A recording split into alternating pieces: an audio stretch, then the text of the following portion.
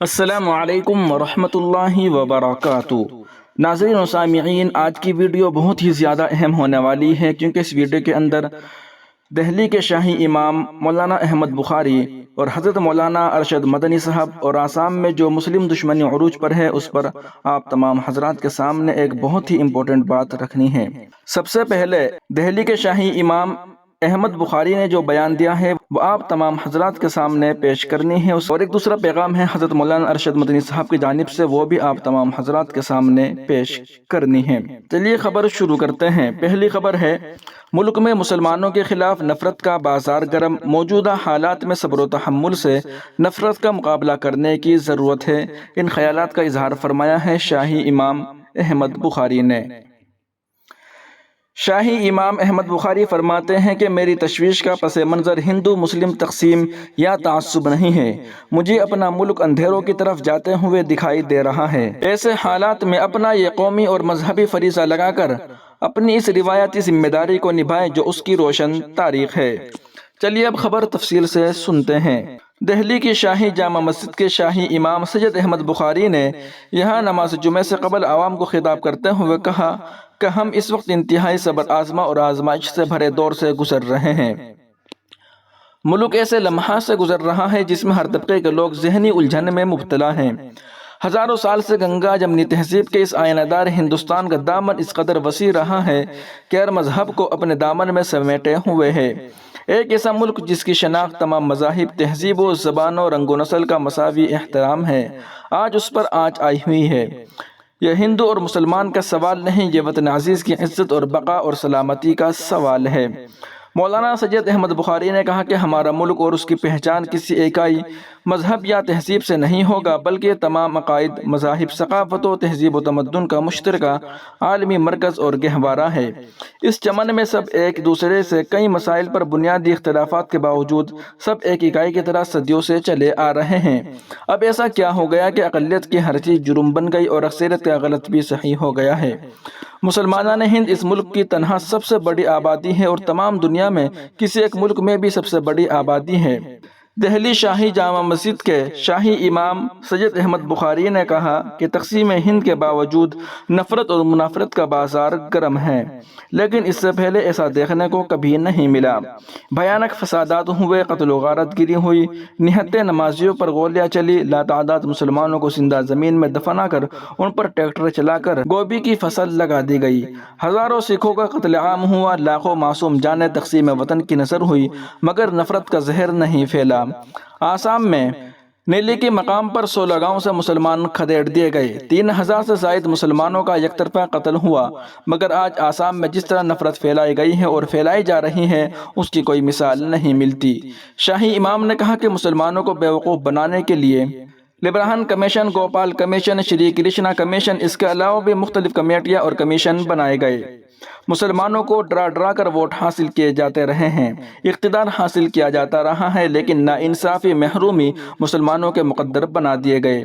آزادی کے بعد جو تمام تحفظات مسلمانوں کو ملنا چاہیے تھے وہ نہیں ملے، بلکہ ایک سازش کے تحت ان تحفظات سے مسلمانوں کو محروم رکھا گیا۔ شاہی امام احمد بخاری نے کہا کہ ہمارا ایک ایسا کیا گناہ ہے کہ مسجدوں کی میناروں پر چڑھ کر اشتعال انگیز نعرے، اماموں کی داڑھیوں کو نوچا جا رہا ہے، ٹرین میں سفر کے دوران مسلمانوں کا قتل کیا جانا، قرآن کریم کی بے حرمتی، توہین رسالت، وقف ترمیم بل، دھرم سنسد کے ذریعے مسلمانوں کے قتل عام کی دھمکی، قبرستانوں، مزارات اور خانقاہوں کی بے حرمتی، ہجومی تشدد، ذرا سے احتجاج پر عدالتی حکم کے بغیر گھروں کو بلڈوزر کیا جانا، برسر اقتدار جماعت کا مسلم نمائندگی سے مکمل خالی رہنا اور بے جا زبان درازی کر کے مسلمانانہ ہند میں خوف و ہراس پیدا کرنا۔ اتنا ہی نہیں بلکہ اگر ایک ہندو بیٹی کے ریپ کا واقعہ ہو تو پورا ملک آواز اٹھائے، اور وہیں جب ایک مسلم بیٹی پر ہو تو ہر سو خاموشی چھا جائے۔ انہوں نے کہا کہ وہ آج اس ہندوستان کو تلاش کر رہے ہیں جس کا خواب ان کے بزرگوں نے دیکھا تھا۔ شاہی امام نے کہا کہ انہوں نے تمام حالات کا ذکر پورے ملک اور مہذب معاشرے کو دعوت فکر دینے کے لیے کیا ہے۔ میری تشویش کا پس منظر ہندو مسلم تقسیم یا تعصب نہیں ہے، مجھے اپنا ملک اندھیروں کی طرف جاتے ہوئے دکھائی دے رہا ہے۔ ایسے حالات میں مجھے اپنا یہ قومی اور مذہبی فریضہ لگا کر میں اپنی اس روایتی ذمہ داری کو نبھاؤں جو اس کی روشن تاریخ ہے۔ انہوں نے کہا کہ آج کسی کو بے جان نفرت میں مبتلا کرنا ان کا مقصود نہیں، بلکہ سب میں ایک احساس ذمہ داری اور احساس احتساب کرنا مقصود ہے۔ جذبات کو بھڑکانا قیادت کا کام نہیں، اس کا کام مسائل سے آگاہ کرنا، بر وقت متنبہ کرنا اور مسائل کے حل کی زمین تلاش کرنے میں اپنا کردار ادا کرنا ہے۔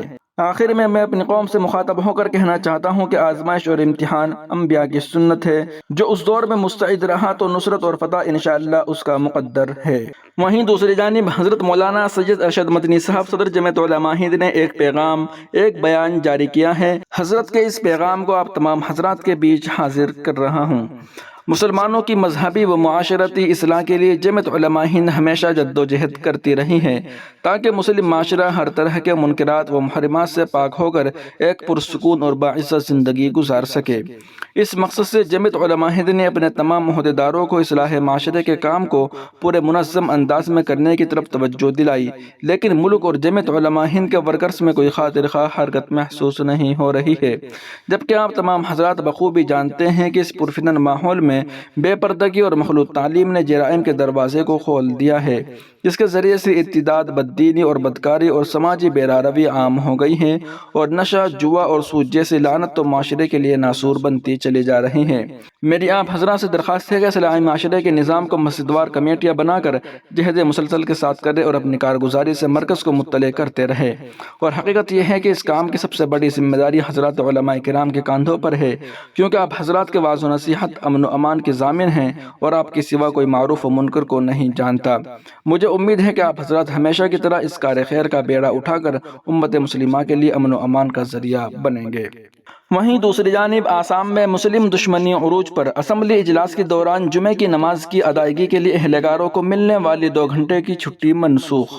آسام میں مسلم دشمنی کا سلسلہ دراز ہے۔ ریاستی اسمبلی کے رواں اجلاس کے آخری دن حکومت نے ایک ایسا قدم اٹھایا جو ان کی مسلم منافرت کی تازہ مثال بن گیا۔ نماز جمعے کے لیے 2 گھنٹے کی ملنے والی چھٹی کو ختم کر دیا گیا، جو کہ نوآبادیاتی دور سے چلی آ رہی تھی۔ اطلاع کے مطابق ایوان میں اتفاق رائے سے برطانوی دور سے چلی آ رہی روایت کو ختم کر دیا گیا، یعنی اب سے ریاست اسمبلی اجلاس کے دوران جمعے کی نماز ادا کرنے کے لیے ایوان کے ملازمین و اراکین اسمبلی کو ملنے والی 2 گھنٹے کی چھٹی ختم ہو گئی۔ اس سے ایوان میں جمعے کو بھی کارروائی دیگر دنوں کی طرح ہی ہوگی اور مسلم طبقے کے منتخب اراکین اسمبلی کو مسائل کا سامنا کرنا پڑے گا۔ یہ اصول اسمبلی کے آئندہ اجلاس سے نافذ العمل ہوگا۔ اس تازہ ترین فیصلے سے متعلق وزیر اعلیٰ ہیمنت نے social media platform X پر جانکاری دی ہے۔ انہوں نے اپنے پوسٹ میں لکھا ہے کہ جمعے کے روز ملنے والی 2 گھنٹے کی تعطیل کو ختم کر کے آسام اسمبلی نے پیداواریت کو ترجیح دی ہے اور نوآبادیاتی بوجھ کے مزید ایک نشان کو ہٹا دیا ہے۔ انہوں نے مزید کہا کہ اس روایت کی شروعات مسلم لیگ کے سید سعد اللہ نے 1937 میں کی تھی۔ اس تاریخی فیصلے کے لیے اسپیکر اور ہمارے اراکین اسمبلی کے تئیں میں شکر گزار ہوں۔ آسام میں سچی جمہوریت کو اثر نو حاصل کرنے کے لیے ایک اہم سنگ میل ہے۔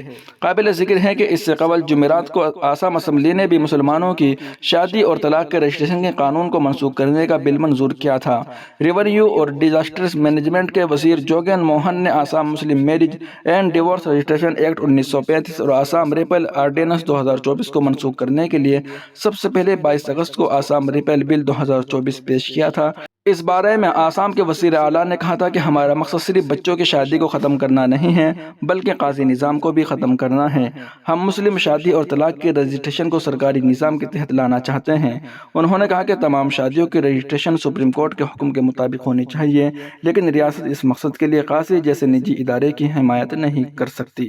ناظرین و سامعین، ان رپورٹوں کا سن اور دیکھ رہے تھے محسن اسلام یوٹیوب چینل پر۔ تمام تازہ ترین اپڈیٹ حاصل کرنے کے لیے بھی اس چینل کو سبسکرائب ضرور کر لیجیے گا۔